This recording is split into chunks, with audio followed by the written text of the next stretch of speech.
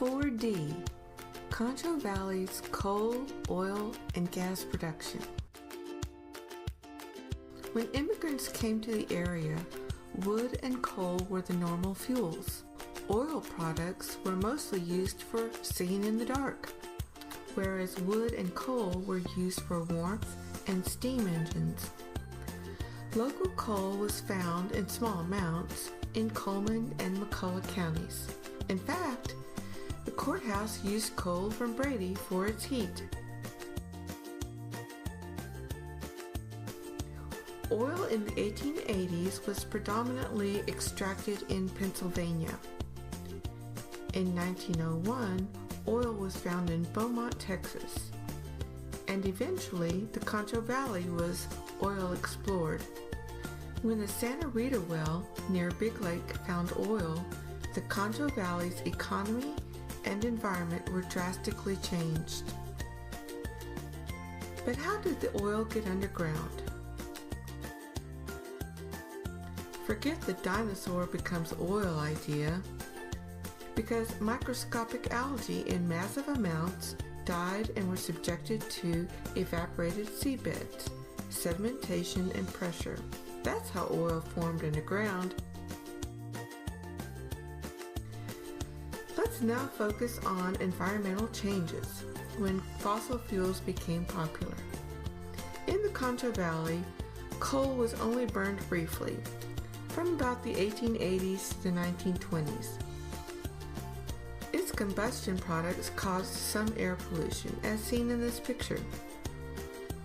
Burning oil and gas also produces air pollution, but with less particulates, less noticeable air pollution. When we think of pollution from oil in West Texas, we generally are talking about salt water getting into fresh water and/or salt water getting into surface soils. But how does this happen?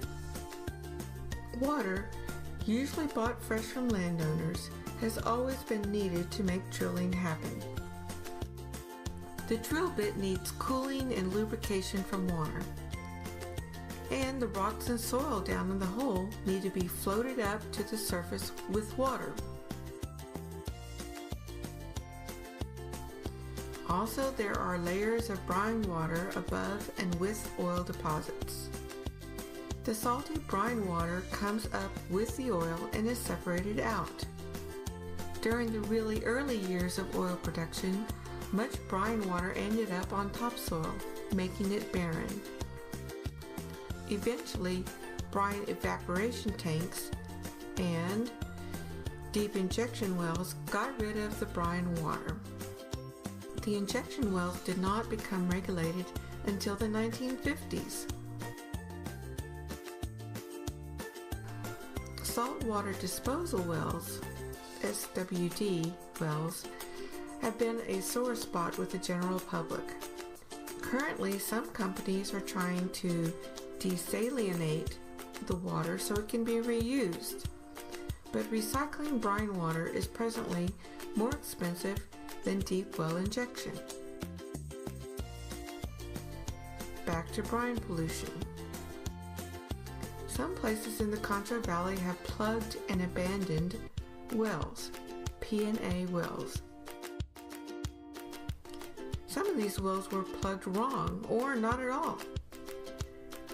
Brine surfaces either into freshwater aquifers, topsoil near the well, or spring-fed waterways.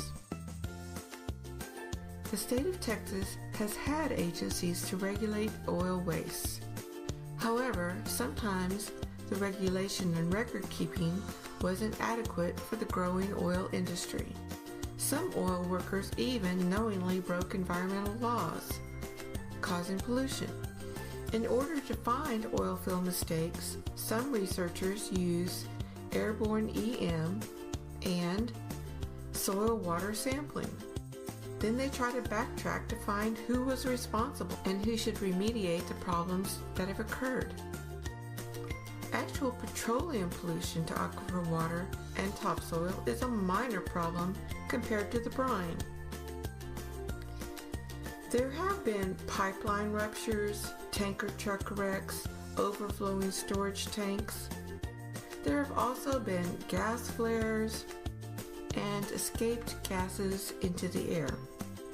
These kinds of things have been bad, but there are some additional problems that people are worried about. For instance, advanced oil recovery, including hydraulic fracturing, HF, more commonly known as fracking, removes fresh water from preferred use by cities, ranchers, and farmers. During droughts, this is especially frustrating. Here are some questions being asked. Could the fracturing of layers cause injected pollution below to seep upward? Could fracking cause land to subside? Could the seismic blasts of fracking loosen plugs of nearby plugged wells? Are injected pollutants going to show up in drinking water aquifers? No one really knows with certainty how the environment will be affected by current advanced oil recovery methods. Correcting pollution can take decades, possibly centuries. But the oil industry provides so many jobs in the Concho Valley. When oil production goes down, the economy of the entire area recedes. Not to mention, state funds and education depend heavily on oil royalties and leases. Even at the national level, the U.S. government prefers to be oil independent when making international policy. So local oil production with secondary recovery helps with U.S. global independent strength. Hopefully, when the Texas Railroad Commission regulates the oil industry now and in the future, it balances environmental safety with grand oil production.